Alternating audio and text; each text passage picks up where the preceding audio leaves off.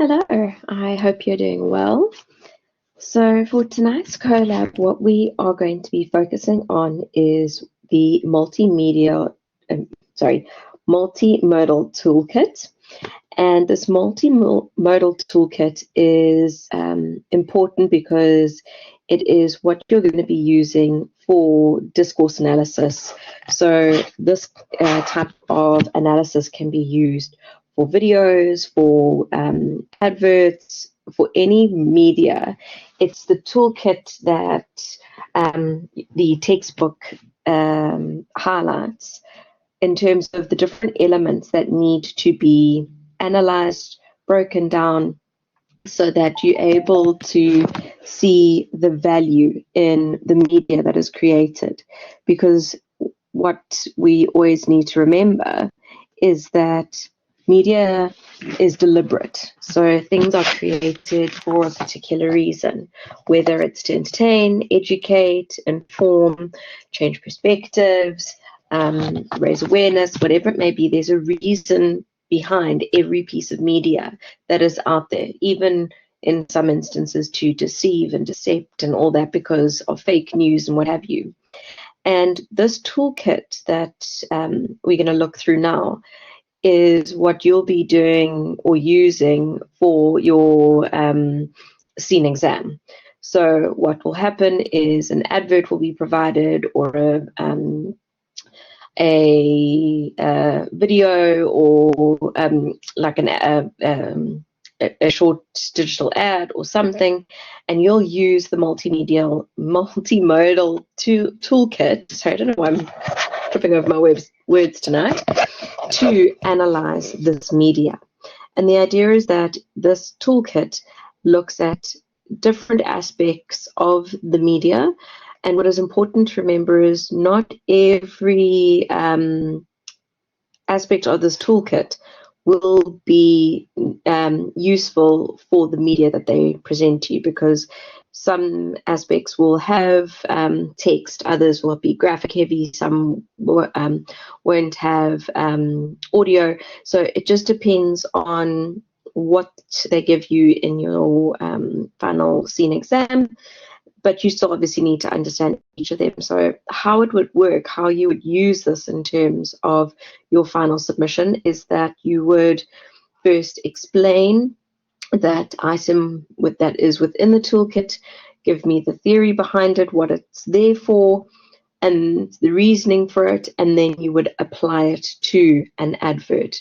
So when we have the scene exam, there is what they say is the summative scene exam in the folder currently, which is the one from 2023, which I've queried whether that is your actual one, because generally there's a new one each semester. So I'm still waiting on feedback on that, so I'm not basing it on that document that's there, because there is a chance that it will be different.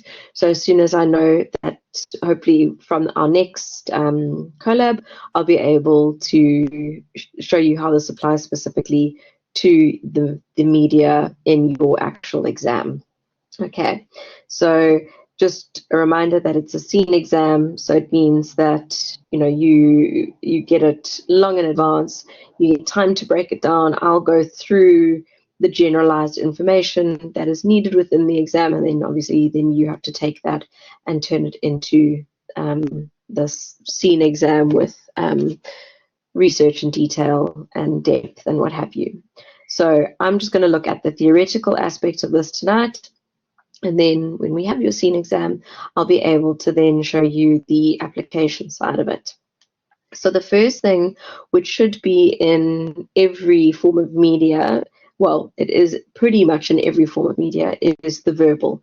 Words, phrases, sentences, paragraphs, slogans, catchphrases,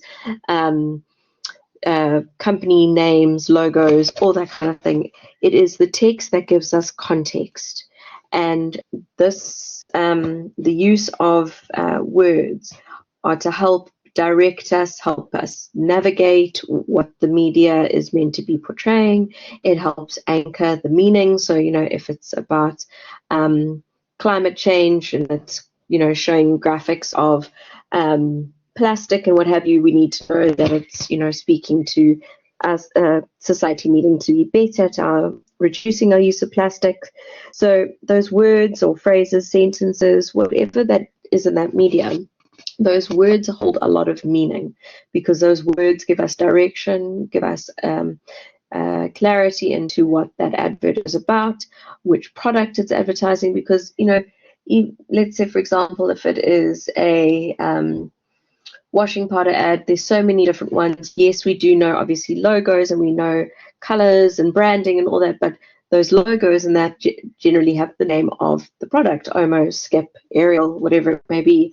If it was an ad for Gucci or Louis Vuitton or Mango or whatever, we know that because the name is there, and that is the verbal. So it's important to remember that every piece of text within a print or any form of media, digital media, whether it's whether there's motion or if it's a still, whatever it may be, though that wording that is there, you need not only to state what is present, but you also need to state the relevance or the importance or the reasoning behind those words, why it's there, what kind of impact that's going to have. So that is the first aspect of it. And like I say, in most instances, there's very few people that can do ads without text in some way, shape, or form. It would be established brands that are logo that might not have text, but it would have to be very cleverly done. There's been one or two that I can think of, not in recent years, but where they've been able to speak to their company without text, but it is very far and few between. Even your big guys, your McDonald's, your VWs, your Mercs, all of that, they always have some form of text to anchor the message so that people know what they're trying to advertise, what they're trying to tell us, what they're trying to do, especially if it's a campaign when you're trying to create awareness or raise attention through deliberately making people feel uncomfortable. So let's say, for example, if it's about gender violence and there's someone there battered and bruised, they would need that anchorage text. They'd need to explain that they're trying to highlight that if we don't fix it, more and more women will end up like that.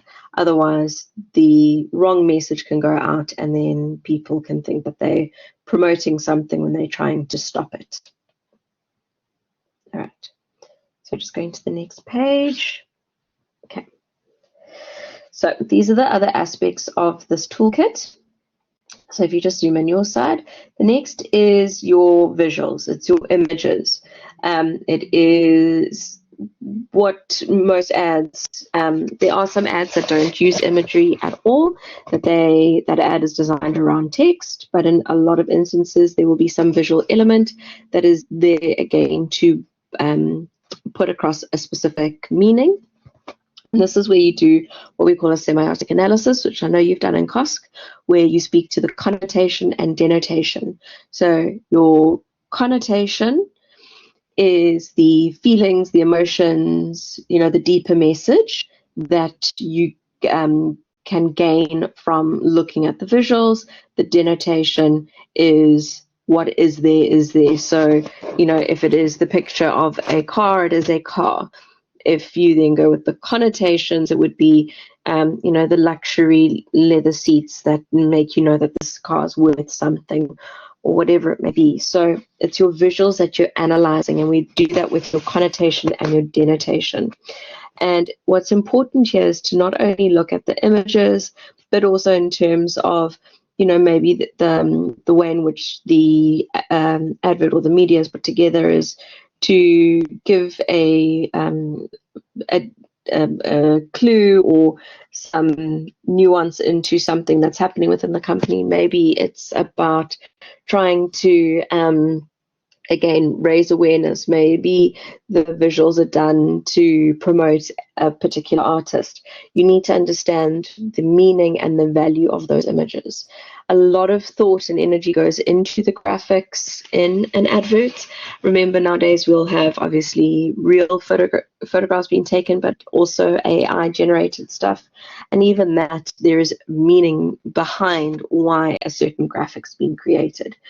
So in your actual analysis using this toolkit, your visual section is generally going to be the biggest, especially because you've got connotation and denotation, and then general discussion as well. Now, if they give you a video ad or some form of video media, the oral comes into it. So this is the sound. Now the sound can be broken down into the background music, the words being spoken, the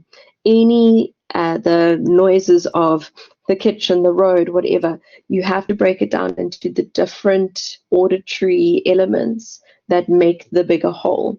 So there is a reason why there's a telephone ringing in the background. There's a reason why the voiceover is of a younger person rather than an older person. So you have to listen to that media and think about why those particular sounds have been put together to create that particular message. So when you think about the oral side of things, don't just look at the sound as a whole or only about the spoken word from those involved within the campaign or the form of media, but also the background noises, the music they've chosen to run in the background.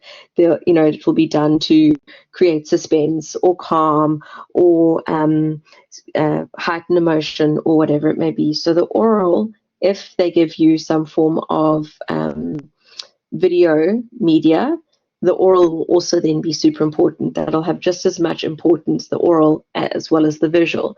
And even if it is a video media, you still have to analyze the visuals.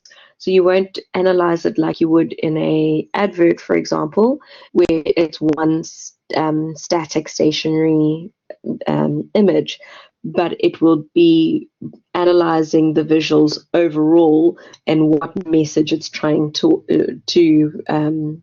communicate with the audience. Okay. Then the next is the spatial. Now this has multiple meanings to it. So it's for one where this media is actually being documented, where it's being released, where it's being distributed, whether it's going digital, whether it's going on billboards, whether it's going in magazines, the shape and scale. So again, if it's going billboard, or if it's going magazine, or if it's going online, it all has an importance. That prominence and how much space it takes up holds value, and it's important to be aware of it.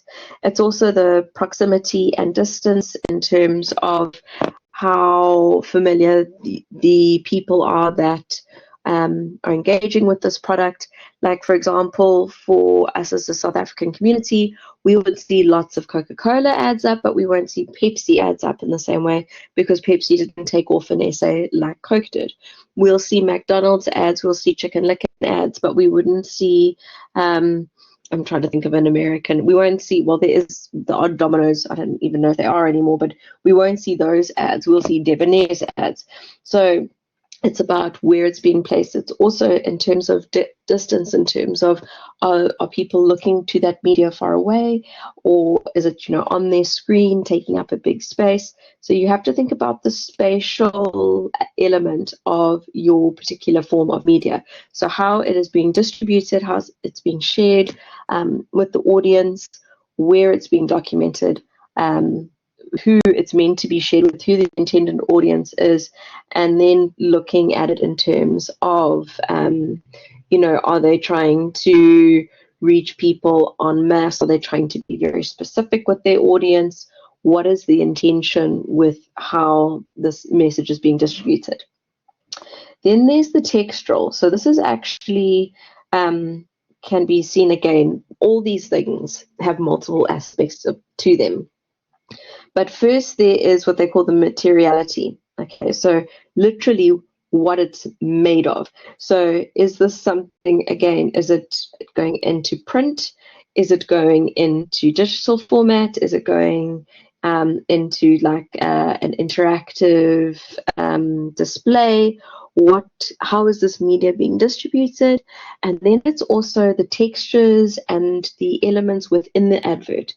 You know, if it's something that they're talking about, like say it's based on citrus fruit, where they show the knolled outside of the oranges and the lemons, or is it that you know, whatever textural elements are within that advert? If it's about a clothing designer, can you see the flow of the fabric? Can you see the elements that are being presented? So it's not only the material, as in whether it's like physical or digital, but it's also the materiality, and it's also the textures that are within that advert. So again, multidimensional when it comes to your analysis, because how you analyze something that's being launched digitally, the focus then isn't on the physical aspect of the feel, such as the magazine and paperweight or an interactive media piece or whatever, but the focus then is on the materiality of the contents that is within that digital advert. Okay. Then lastly, it's the context. Okay. How is the text and the graphics and everything displayed or shared? Where are we finding it? How is it linking with the outside world? The context. So is this advert something that's standalone that has got nothing to do with anything else? Or is it like Nando's, who goes and, you know, has some political or social commentary within their adverts to, you know, bring light to issues in a comical way while still promoting their own products? Is the context that it is something that's being released during Pride Month to try and get support in terms of Pride? Is it, you know, what is the context? Why is this being released? Is this a media campaign that's one of 6 that they have created, or is it a standalone? You need to understand that context, and that obviously comes through research. So when we know what the media is that you guys have got to analyze, then the research has to be done. We go and find out what is the context. Is, you know, was this company trying to create awareness? Were they trying to just highlight a particular product or project? Are they trying to show us things that are wrong with society? What is the context? What is the meaning behind it? And pretty much any decent ad of value has analysis done on it by someone online, whether it's local or international, or you'll find people on social media would have commented. So you have to think about where everything fits in, and that's the intertextuality, which I know from English that you do about, you know, referencing other texts. So if it's an advert that is using quotes from Shakespeare, you have to understand Shakespeare and have studied Shakespeare in some way, shape, or form, even at school level, for that ad to make sense. So it's all about making sure that, you know, that company is reaching their intended audience in a way that they can feel, that the audience feels that they connect to that advert, so that they're not wasting their time and money. Okay, so that is the most important thing of this learning unit, is being able to do this analysis. So what I would recommend doing is go through each of these different steps within the multimodal toolkit. I would go and I would start with just any form of a still ad, so of a company that's quite well known, easy, so that there's no, you know, hidden meaning or anything, and practice conducting this this breakdown, this analysis through using this toolkit. Write it out or do it by speaking, so auditory, whatever it may be, but see if you can take a form of media, break it down, analyze it, and see if you can apply all these different elements. Once you have done that, I would then go and find a video ad, so that you can practice the oral side of things as well, because obviously if you do get that, it's good to have practiced it. But what's important at the end of the day is understanding not only the theory behind this, but then being able to apply it. So go and practice, go and have a look. If you are confused on any of these steps, just get hold of me and then I can help you through it. And then, like I say, once we know exactly what your exam one is, I will then break that down with you further. All right, I hope this helps, and I'll chat to you soon. Bye.